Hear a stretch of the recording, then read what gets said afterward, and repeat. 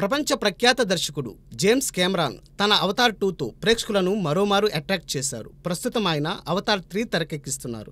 ఈ చిత్రం 2025లో వెలుగు చూడనుంది. ఈ నేపథ్యంలో ఫిబ్రవరి 4న జరిగిన సాటర్న్ అవార్డ్స్ వేడుకలో జేమ్స్ కెమెరాన్ పాల్గొన్నారు. జేమ్స్ తెరకెక్కించిన అవతార్ 2 క్రిస్టోఫర్ నోలాన్ ఓపెన్హైమర్తో పాటు TV series star trek Piccard సైతం సాటర్న్ అవార్డ్స్ వేడుకలో సందడి చేసింది.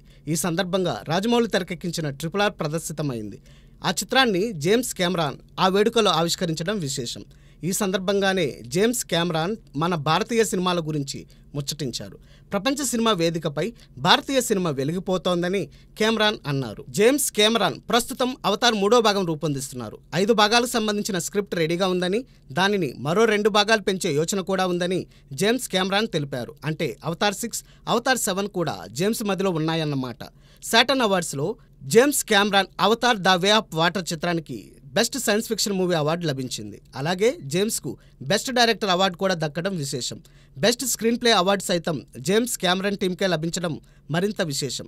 రాబోయే అవతార్ 3తో జేమ్స్ కెమెరాన్ ఏ తీరున ప్రేక్షకులను మురిపిస్తారో చూడాలి.